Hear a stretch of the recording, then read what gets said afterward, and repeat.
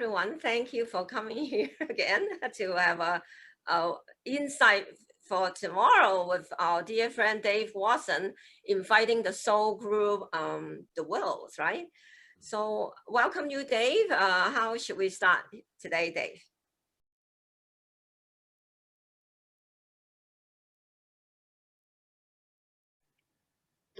And what it does, it doesn't cut us away from it, because a lot of people go, oh, you're getting into that stuff. You go, woo, woo, you know. But in actual fact, it allows us to connect more and more on the physical dimension and become more compassionate and understanding human beings. You know, that's what compassion is all about. So there we are. It's a bit like Buddhism in one sense, and I guess you might say it's sort of an expression of many Buddhist concepts as well, the channeling process. But it's just a natural way we have of communicating, you know, universal information through our conscious existence here, because we do live a rather limited life here, don't we? You know, really, when you think about it, you know, we get here, we only are here for a limited amount of time. There's rules and regulations for everything, so the only freedom we really have is the freedom of our own minds, our own thought, our own inner experience. So it's kind of an interesting way to bring channeling out into the world and share some of that, you know, that process that we all have inside of ourselves, you know. Anyway, as I say, I'm just going to go into trance now, and Teresa's going to be reading the questions, and let's see what happens. Okay. Any questions before we go? Everybody happy? Yeah. Okay, good. As long as everybody's got that together. Thank you. Appreciate it. You guys. Okay, here we are.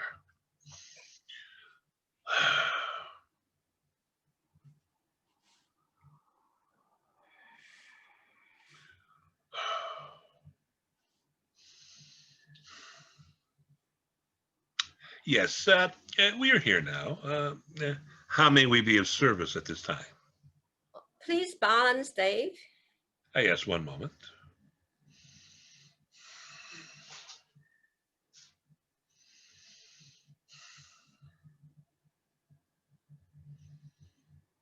Yes, this is in effect with the agreement of the entity David, and we welcome you here and your questions. You may now proceed as you wish.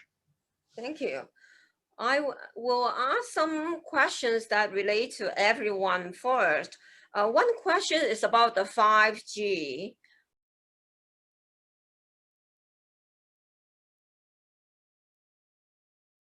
What to do with the 5G? You're talking about the telephone system? Yeah, I mean the EMF, those things. Well, as everything on this planet, everything has a unique frequency. And the frequency of 5G, which is a microwave frequency, is one that could be considered, shall we say, in its ability to be transmitted long distances with clarity. And it has a broadness in the manner that it is produced to be able to carry different sound vibrational technologies with it, and cell phones and all these kind of things. Now, we know that you were concerned about the health issues around 5G. Well, you know, your world is so full of high frequencies, including high frequencies that are far stronger, far more powerful than anything can be produced on the Earth, that pass through the Earth daily. That's cosmic rays. The Earth is not protected from cosmic radiation, nor should it be, because that is part of what it is evolving through and with. It's part of the physical journey. So the 5G, it is not what many people say it is. There's a lot of information that's been written about 5G that's just not right. You see, yes, microwaves are used to cook food, but in a very specific environment, at a very specific frequency, and a specific wattage and strength.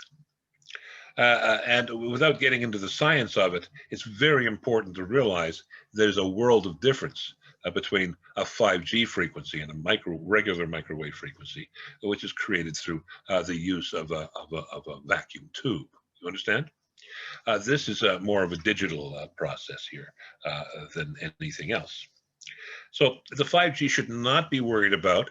There are certain things you can wear around your neck, for example, Yes, chaga, for example. Yes, very good to wear around the neck in this way. Not chaga. You refer here of this.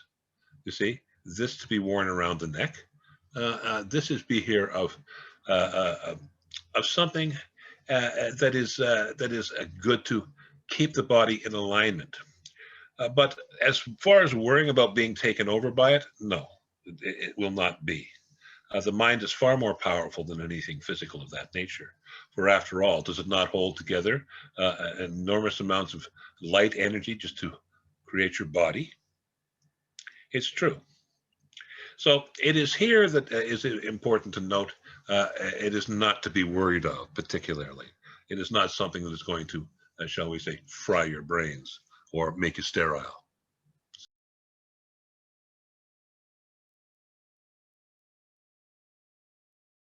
Well, there's a very good way to clear. If you sit down quietly, you can try this right now if you wish. And just put your feet on the ground, take your hands and just put them on your knees so you're sitting up straight and got your hands there. And then just take a moment, take a couple of deep breaths, and then focus on your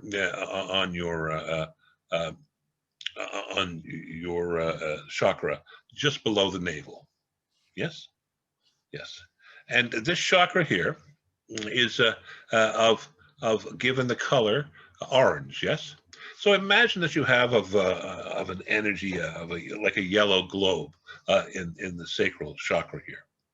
And in the center of that globe, you would see a little tiny white dot, for each chakra is built around pure light and pure energy. But this particular chakra has the ability to move energy in and out of the body, you understand?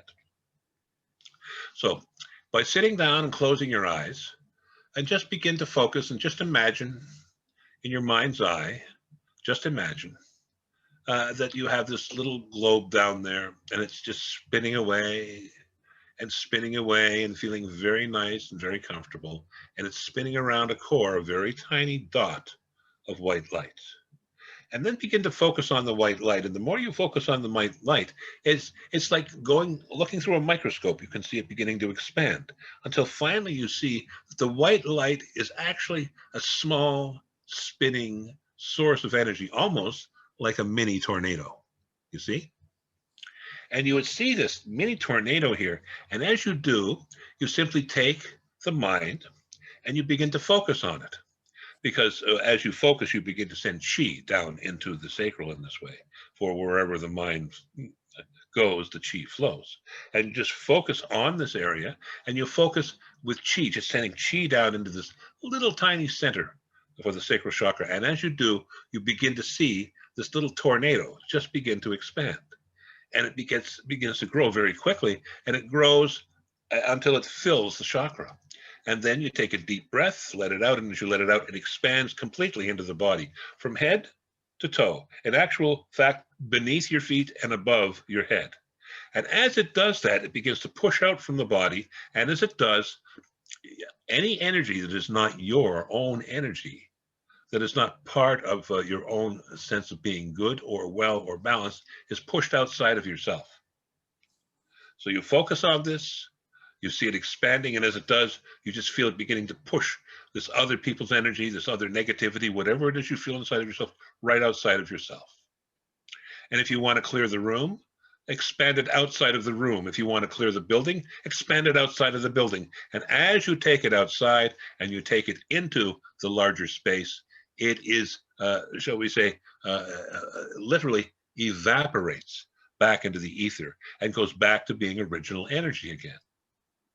So this way you don't have to worry about destroying anything or burying anything, you see, or setting it on fire or sending it to the sun. You simply take it, you put your own perfect energy into it, and as it pushes it outside of the body and outside of yourself, it just becomes transformed by this, and it immediately returns back into the ether, or that which is. Because on this level, all things are the same, positive and negative. And when it gets into this state, then it is immediately recycled into the essence of life itself on the physical plane. Thank you. Does this make sense? Yes. Thank you. So try this, and when you've done it, just bring it back inside. And as we say, you can also clear a room in the same way.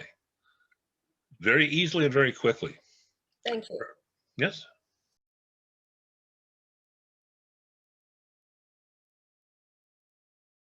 So there's question on letting go, practice how to let go, surrendering, confusion, uncertainty in the world we're living right now, how to be more aligned with our higher self in our Yes. true life, how to think less, feel less, keep the heart open. Please help. Well, you got a couple of years, we say with a smile. Yes. What you are living with on a day-to-day basis is a construct. It's something that you've learned over a lifetime, how to act and react in the world around you, you see. And here, when you were said, how can I release? Release what? Your fear, your anger. Release what? What you may do, if you so choose, is release your sense of disbelief. The sense of disbelief that you have any power over it. That's the first thing to focus on. Not that which you want to release, but that you have the fact, the power, and the ability to be in charge of your own life, to be in charge of your own thoughts, and to realize that you are never in control of any of them. As we say earlier, David say earlier, you live in a limited world. There's everything contained within parameters. Limitation is the very essence and nature of life. You're born, you live, you die. It is contained within that box of consciousness, so you believe on the physical level. And life is conditioned here. You're conditioned by your environment. You're conditioned by your society, by your culture, by your religion, by your family, by your teachers, by everything around you. TV, your computers, all conditioning. How are you going to release yourself from conditioning? As we say, release yourself from trying to control anything. Different than trying to understand. When you take life on a basis of trying to understand it, it means that you are observing it. You are not integrating yourself emotionally with it. Now, that doesn't mean to say you're not expressing yourself on a physical level, because that's the most important part of you being here. When you come into the world of duality, you come in from a spiritual sense or a vibration. And this world is made of spirit, but it's spirit that's solidified and created matter. That's the third dimension. So you're here to experience life in a body. So you don't want to release the body just yet, although one day you will. But the releasing of fear and anger and negativity and all of the negative emotions is a matter of beginning to take charge of your life. And this is a particular theme that we bring into many aspects here when it is time to let go. You can also ask yourself here, who needs to let go? In other words, what is it within your own self that needs to let go? You might say, well, I'm not sure, or maybe it's me. Then we would say, who are you? When you begin to question yourself and take maybe a half an hour or an hour a day in your own time to ask these kind of questions, then you can begin to see how easy it is to let go of something else around you. First of all, when you let go of the need to control, that means you no longer own anything. You only want to control those things that you feel you own. You're in charge of everything because you feel a responsibility for things without ownership. That's the difference. It's a point of view. So when you were to let go of things, it's a matter of sitting down and saying, well, what is it I'm going to let go of? My car? My kids? My dog? My running shoes? What am I going to let go of? And the truth of the matter is, no thing. There is nothing to let go of because these are all pertinent to be used in your life. But when it comes to belief systems, when it comes to control, that is what you need to let go of. Because control puts you into a place in life where you only have one choice, a singular choice. And you remember, we say life is restricted and limiting. But when you're in control, you only have one choice, and that's to stay in control, to keep things in alignment, to keep things happening the way you want them to. And if you say, well, I'm not really into being in control at all, just think, wouldn't the world be a lot nicer if it went the way you wanted it to? And the answer is, of course, it would be. But the fact remains is the people who have the happiest life experience are people who begin to let go of the need to control, because controlling is a need. It comes out of feeling inadequate. It comes out of feeling weak. It comes out of feeling hopeless or helpless, because the things around you seem to be buffering you around, the events, the emotions, the circumstances, like pebbles on a beach during a storm. But in truth here for you, it is simply a matter of saying, that is what control is all about. It is where all the disruption and all the pain comes from in life, because you're not in control. Therefore, all of your effort is put into feeling helpless and hopeless, and all of your control is put into getting back into control again, which may not be possible because circumstances change. But being in charge, which causes psychosis, which causes all kinds of mental and emotional difficulties, when you feel you're completely out of control and there's nothing you can do about anything. But when you turn around and say, oh, yes, I am in charge, being in charge is very different. Being in charge means you have choices other than just trying to stay in control. You see, you can't say, "Oh, I'm going to stay I'm going to stay in charge." Well, of course you are. You're always in charge, like it or not. You trip over and you fall on the ground. You're in charge of getting yourself up off the ground. If you do anything in life, you're in charge of looking after that. Those of you with children know you don't control children, but you are in charge of them. And it's the same in all aspects of life as well. So when you begin to feel like you're out of control, when you begin to feel that you need to let go of something because you're expressing deep emotional pain, just stop in that moment and say, is there a control issue somewhere that I'm overlooking, that I'm having trouble or I'm struggling with, or that I feel I should be in control of, or is in control of me, or is trying to make me feel or think or act in a certain way, or be helpless, whether it be political control by laws and rules and regulations, or promises that you made to a relative that are no longer relevant to your life. What is it? What things are you being controlled by? And when you look at them, you will always see they are things that are irrational. But when you say to yourself, I think I need to be in charge, that automatically puts you in a very different place, because it does give you more of an opportunity, in fact, for choice. And the more choices you have, the richer your life becomes, because that way you actually have an opportunity to become a critical thinker. Because then you look at a situation using a critical thinking process in the mind, and this process, as you would see it, is one of thinking clearly, looking at a situation and saying, well, you know, I tried this and I tried that. And instead of throwing your hands up and saying, I tried everything, you say, well, what else could I do? What else could I do? And there is always a choice.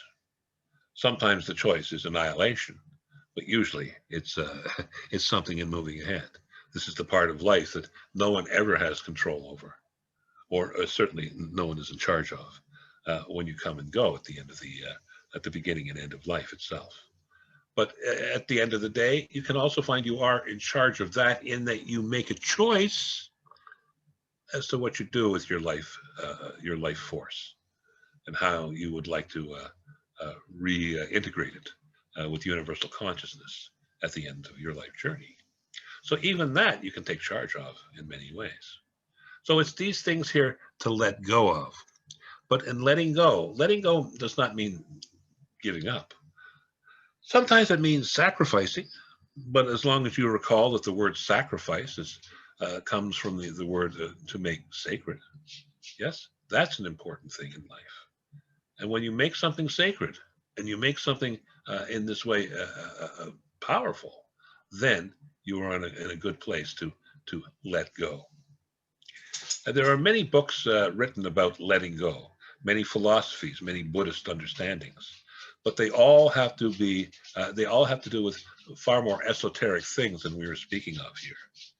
What we're speaking of here is not esoterica, but basically basic psychology, where you can begin to look at yourself and release yourself from the need to feel stuck.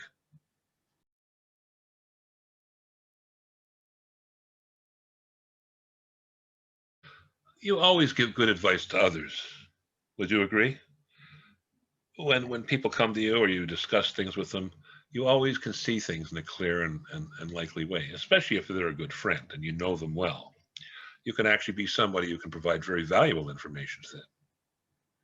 But there's this aspect within yourself in which you feel that perhaps you're not quite certain about what you want to do. So you feel stuck. I'm not sure. I'm not this. I'm not that. But what if you began to treat yourself like you're your own best friend? If you treated yourself like your own best friend, you'd stop criticizing yourself. Yes? You stop looking at yourself as somebody who maybe didn't know enough, or or wasn't nice enough, or wasn't smart enough, or whatever it is, however you wish to look at yourself in a way that makes you feel inadequate. Because you're not an inadequate human being. And if you began treating yourself like you were your own best friend, imagine the difference that it would make. Because would you talk to your own best friend the way you talk to yourself sometimes? Would you share the information with your own best friend about challenges they had in their life the same way as you do with your own self? Of course not. Being your own best friend is often the best way to begin the transformation. And you do make a good friend. You see? Thank you.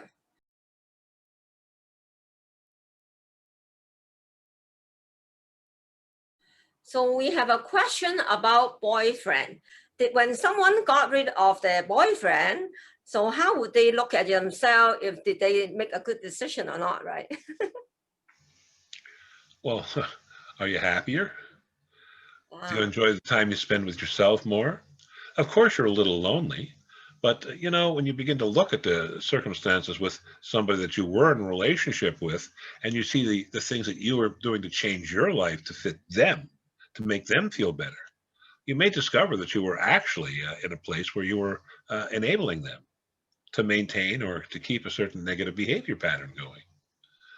So by being by yourself, you have an opportunity to regain and take your power back. You no longer have to give it to another person or ask their opinion or permission or however you were interrelating with this one here to do anything.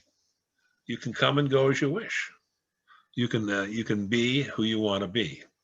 And in truth, that is how a good relationship works anyway, where both of the individuals in a relationship are individuals, where both individuals in a relationship respect and love themselves, where neither of the individuals needs somebody else to complete them because they are already feeling complete within themselves. There's no missing parts to the jigsaw, so to speak. It is these things that are important in this way. And if you can honestly look at yourself and say, for the most part, I feel relieved. For example, many people, when they walk out of a relationship, despite the fact that they're emotionally distraught, mostly it's emotionally exhausted. And that's why a lot of people cry. It's almost like crying like you just made it out of a dark night full of monsters chasing you through a forest. It's like a relief. When you come out of a relationship, if you can suddenly feel released, feel a certain sense of freedom inside of yourself, and not feel guilty about it. Because many people feel guilty about the fact they left somebody in a relationship, usually somebody that they were, shall we say, enabling, or trying to heal, or save, or do something else of that nature that the other person was incapable of doing by themselves. And it gets very tiring after a while when you find yourself constantly in that place to try and heal somebody who doesn't even need to know, doesn't even realize they need healing, doesn't even understand what they're doing, even though they say they do. Because if they did, they wouldn't be doing it, you see? But the fact remains is that when you step outside of a relationship, as long as you're doing it for your own good, primarily, this is what you must do.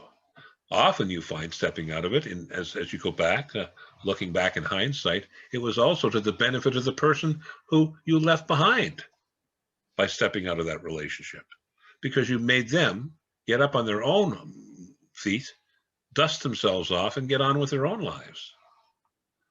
Not all relationships are meant to be lifetime.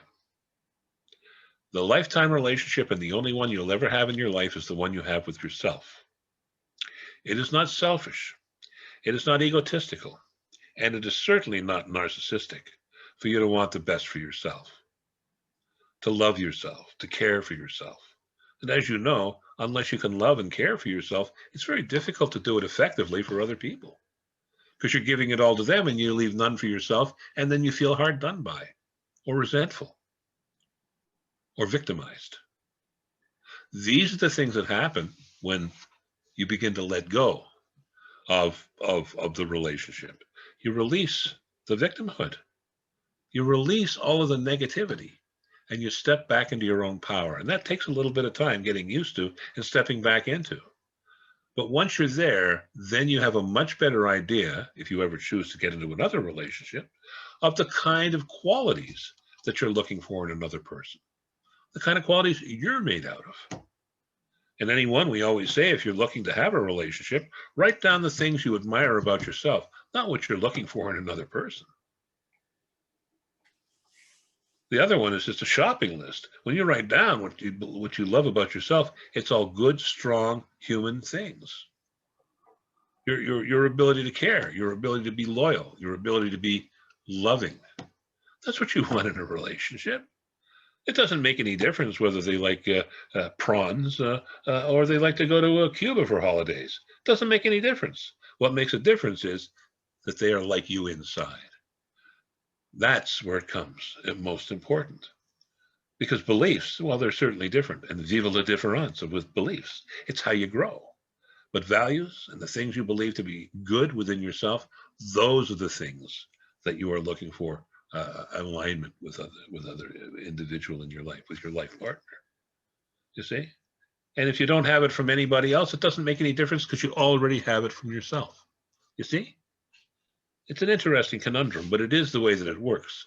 And once you reach that conclusion, it's amazing how many people begin to show up in your life who have great value for themselves and who become worthwhile friends and even possible partners, if that is what you are asking the universe for and you want to have.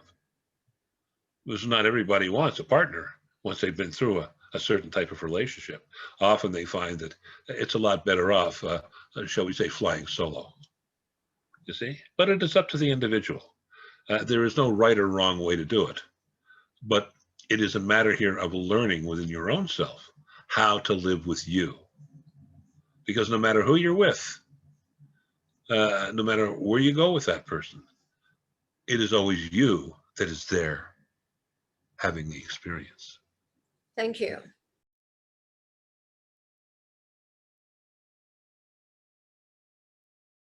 I said her question is, there's a lot on her plate. I know her. Recently her mother died too, and then she have a lot of things to clean up and all the things, so many things, right? So she's asking for some suggestion on what things she can focus on first. Well, first of all, she has to focus on finishing up the things with Mom's estate and clearing up any kind of situation about the relationship they had throughout their life together, so that she feels balanced within herself. But what we're saying to you is you've reached a certain point of consciousness in your life, yes, where you've learned to trust your own inner self, your own consciousness. You are a beautiful soul living a powerful life, uplifting other people, making their lives a better place for them to be, and consequently helping raise the level of consciousness and vibration on the planet itself. Everything and anything that you put your attention to will be part of that mission. That is your mission, and you know it. You see? And because of this, don't think that you should be paying more attention to one thing or another. All you need to do is just step into it and think of life like this. Life is like a river just flowing along. And imagine that you were a logger from many years ago when they sent many logs down the river together. And you've seen pictures of loggers with special shoes on, with big spikes on them, where they hold poles. They jump from log to log to push the logs apart so they don't cause log jams. That's kind of like your life, isn't it? You're jumping from tree to tree with a pole pushing, collecting, making sure that life keeps flowing around you. That is your mission. You don't have a destination because your destination is your journey. Your journey is that of lifting and uplifting the world around you. You're a beautiful photographer. You help other people in so many areas of their life. You've increased the quality of life for countless people. And you do it all with humility. And you do it all with love. You see? Thank We you. should be calling you Kuan Yin as much as maybe. You understand? And we mean this with all truth. Because you work with her energy. You know that. And you were uplifted by Kuan Yin, and you were following Kuan Yin's truth. Yes? And that's all you can do. When you work with love, you only need to remember love is the only answer, no matter what the question. And you work with love with everything you do. Those who meet with you and have the honor, and we say honor, we don't want to embarrass you, but we will say this, the honor of knowing you. It is an expression of life and love that comes through you to them. And from them to you. It's a two-way street. It's not like we're saying you're some kind of statue up on a wall somewhere. You understand? You're the real deal. You get down there and you just walk into life and you do it. So whatever you do is good. If you find that you're becoming overwhelmed by something, just take a minute back and step back and say, so what do I need to do? And the answer always comes, doesn't it? You see? So that's the thing to focus on, is trusting that part of yourself. The time of life you're coming into, yes, is the real time of power for you. Yes? And in the time that you're all living in right now, many of you here who are listening are also in your own ways going through similar transformation within yourselves, opening up to a broader and more powerful vision that you hold within yourselves. It is no accident that you are interested in similar things and you are trying to fulfill similar mandates in your lives. So think of this for yourself in this way, and know that what you are doing is always the right thing. Just keep this in mind. You can say this whenever you want. I'm always in the right place at the right time, saying the right thing in the right way. Thank you.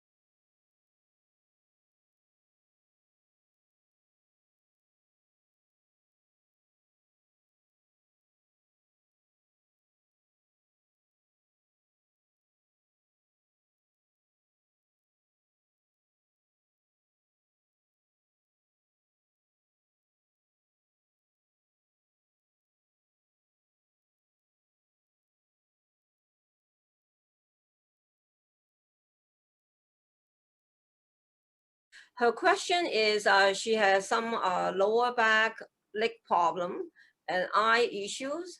Well, yes, she's been doing Qigong with me and that, and she's wondering if there are more things she can do herself or something. Well, there are things that you can do, But taking Qigong, an old methodology that is used in Qigong, is when you're collecting energy in your hands, like so, yes? When you get it in there, you feel the energy and you feel your hands pulsing with the energy, yes? What you then do is you take your hand, like so, and you begin to pull it until it comes about this far away from your fingers. And it's as if you're stretching the energy out beyond your hand into your fingertips until you have these long tubes of energy coming out of your fingertips. Then you can go into your eyes and you can work with them in there. You can go down into your legs. You can go down into any part in your body. And as you do, just send loving chi through them into the areas needed. It actually, and you can do this. Anybody who wishes to do this, just as an exercise, just pull one hand and then let it pass through your wrist or your arm or your hand on the other hand. You'll feel the energy moving right through it.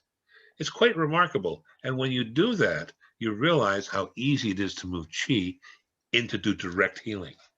So that's what we would recommend for you in this case. There are visualizations that you can use as well. If you would like to read a little bit about Royal Rife, Royal is the man's first name, Rife is the last name, R-I-F-E, and Rife frequencies. Royal Rife is the person who invented the electronic microscope. And the reason he invented it was to look at microscopic particles and basically be refer of viruses and things of that nature that could not be seen with a regular microscope. And the reason he wanted to do that is because he knew, and as did Tesla, that everything has its own unique vibrational level. And when he found, and then he had a machine that could have infinite vibrational movement. And he would say, look at a virus, and then watch it under the electronic microscope, and turn the knob until it reaches a very specific vibrational level and frequency. And in this way, then it would just disperse. It would just disseminate, would disappear, without affecting anything else around it. So Rife had discovered a way to basically get rid of, well, he had discovered a way back in the 1930s, a way to kill cancer.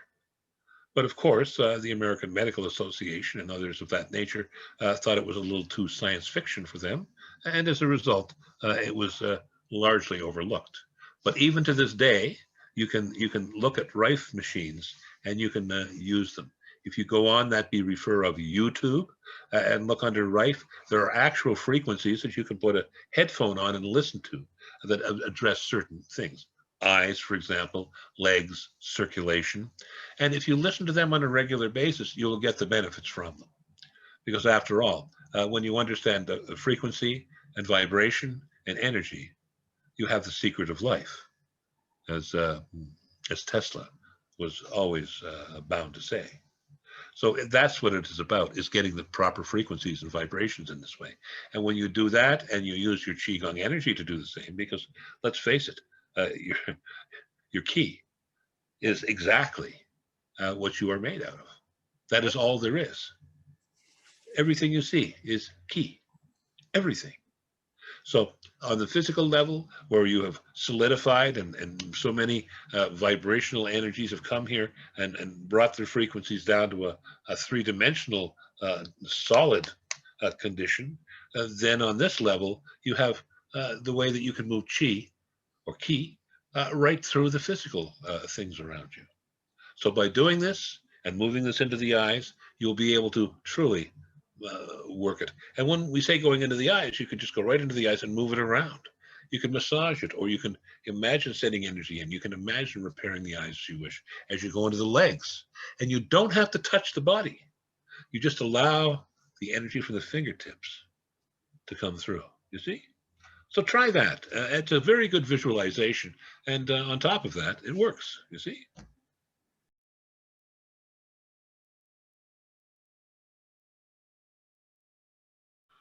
Well, naturopathy is exactly what the world needs now.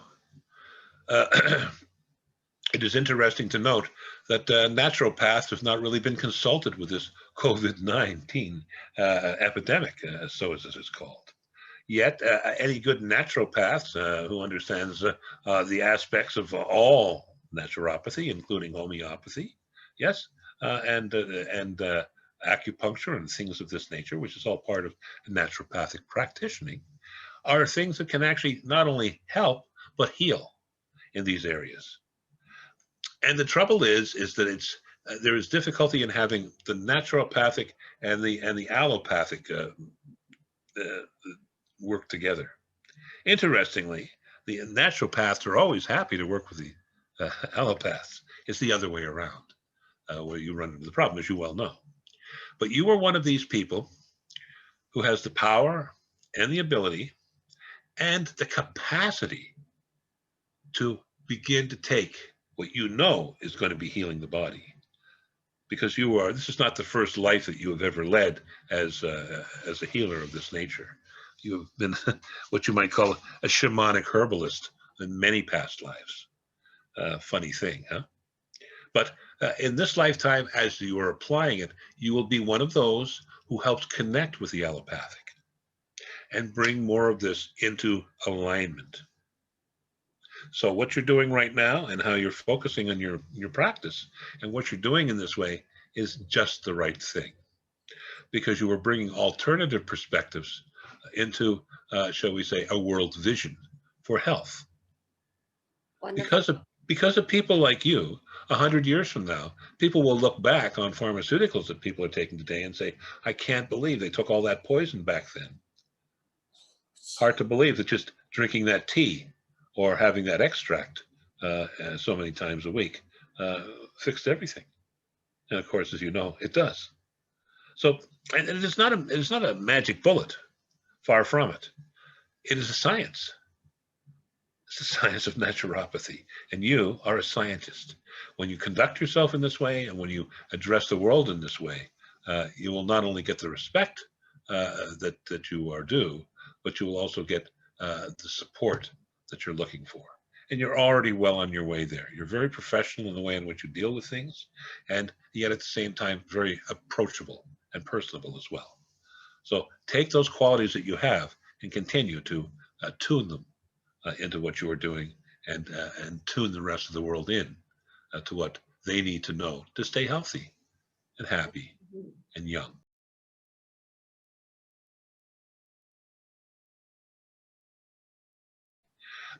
You know, there are things that you want to do in life that you can do that don't make a lot of money right now. But the fact is, there's an old saying, do what you love and the money will follow. Do what you love. You will meet the right people. You will come into alignment with the right consciousness about you. And it will help you step more and more in your own power.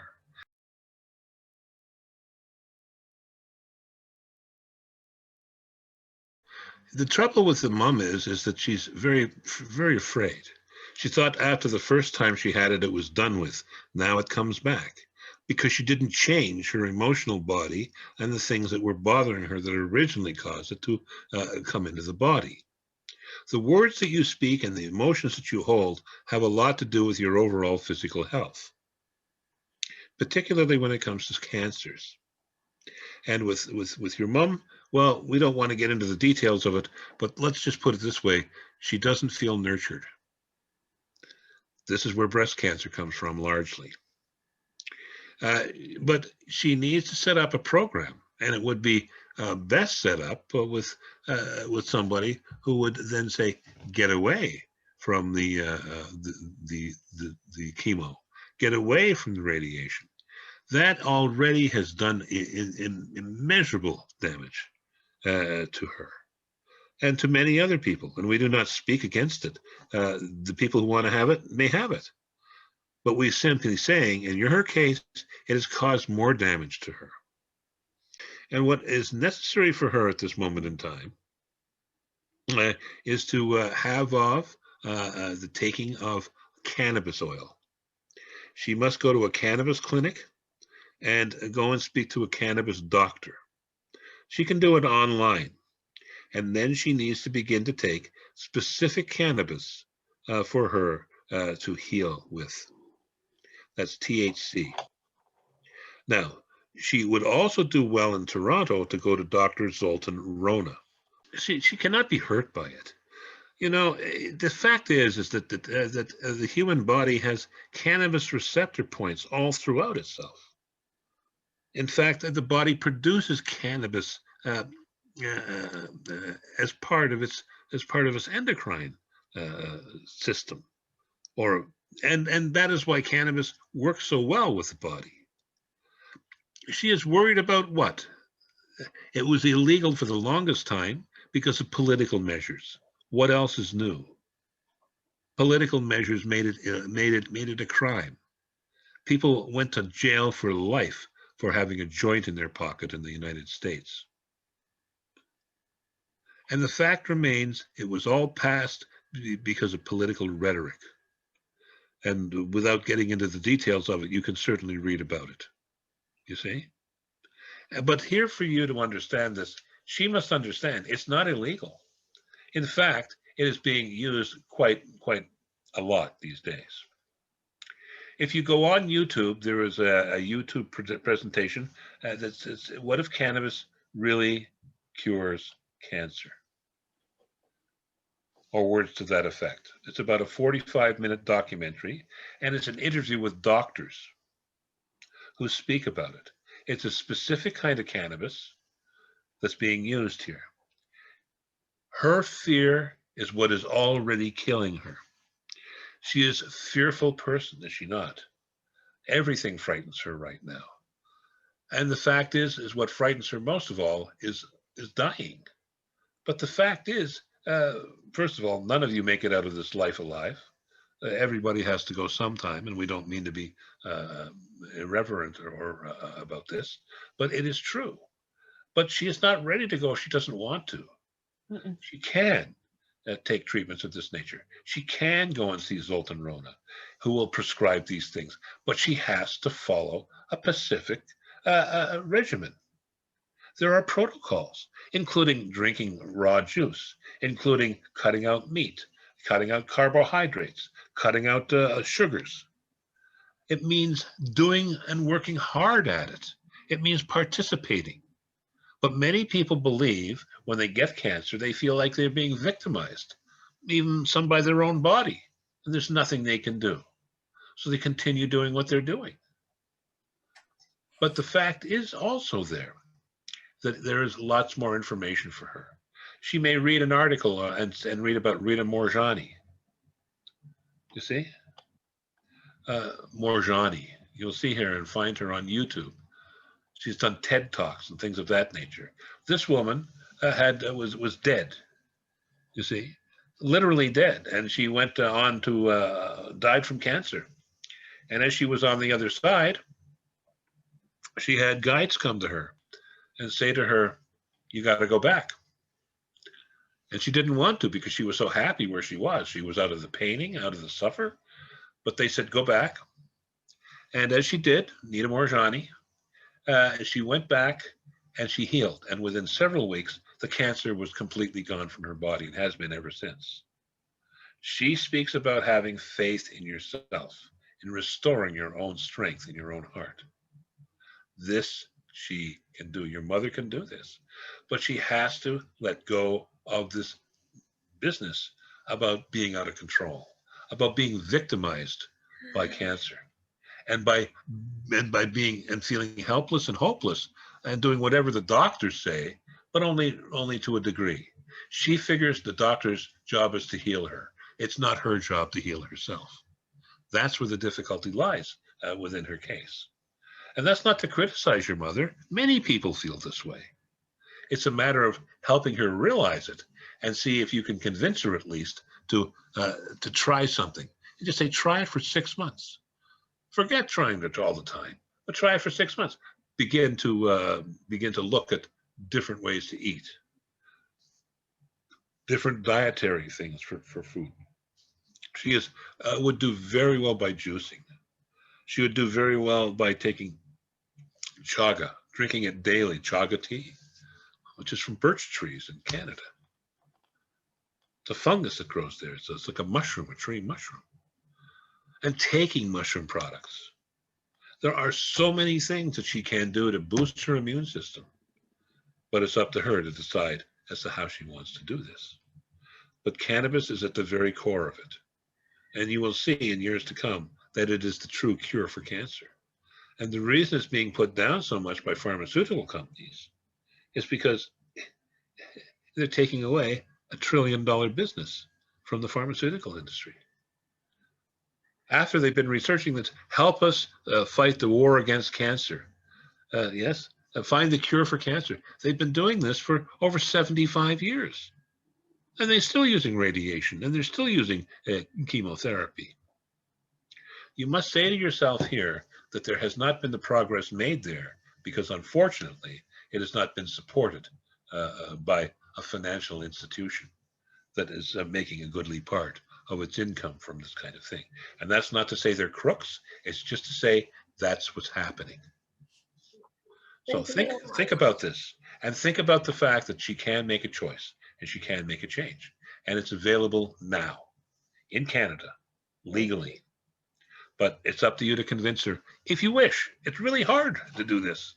And she's a real hard-nosed character, isn't she? You see? So this is it. She has to make the decision. You can't do it for her, as much as you would love to. Yes? Exactly. That's we right. We give you great blessings for this, and wish you peace in your heart as you do this with her. Yes. Okay. So we will not have any more questions for today. So is there anything you would like to just share for everyone to close the session this time? This time that you are living in will soon be passing. All of this business about COVID, all of this political rhetoric, all of this hatred that is in and around your society right now, that has been sweeping up and around the world from the United States and the fascist government that Donald Trump attempted to create, and did to a large extent. He almost succeeded. The fact is that the world is now in a state of change. And it is good for you to note that at this time, it is becoming more and more, shall we say, maternal rather than paternal in its operation. And you will see more and more nurturing, more and more forgiving, more and more discipline, but not punishment in the way that you would normally see punishment made.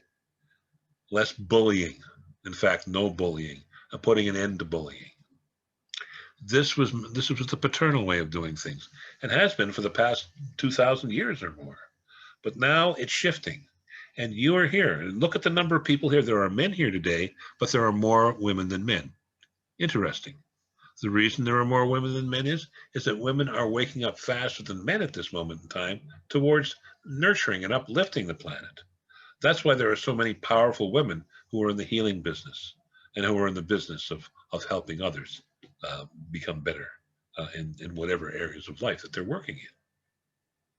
And the men who are experiencing it and going through it are exceptional, because they are the ones who are going to go back and let the other guys know it's okay on this side.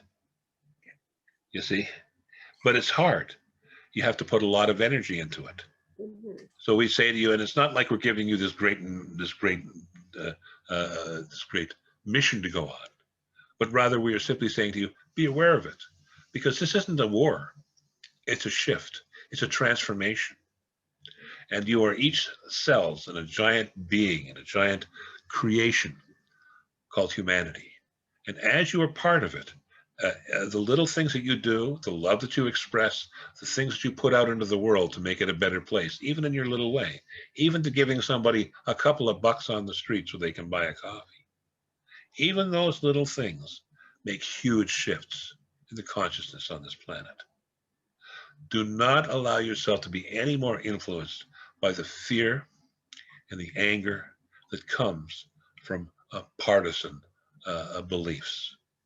There is only one world, one planet. You are on it. Think of it and call it Spaceship Earth. You are all part of the crew on this planet. Some of you are pilots, some of you are engineers, some of you are agriculturalists, whatever you want to call it. But you are all born, live, and die on this planet that whisks through the universe following a huge ball of fire you call Saul. Knowing this, that you are on this planet, it is your responsibility, and you have all already decided to take it, to make it a better place to be, to create an environment that's going to be best for all. So just keep this in mind and enjoy the ride, shall we say, and do what you need to do to allow you to feel fulfilled on your journey here. So with that, we are complete. Thank you. We say to each of you, we thank you for being here. We thank you for sharing in this event.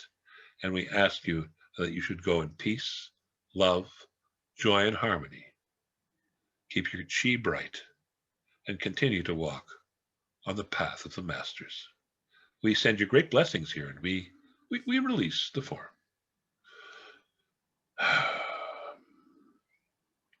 Thank you, Dave. Oh, hello. Ah, awesome. Very good. Thank you.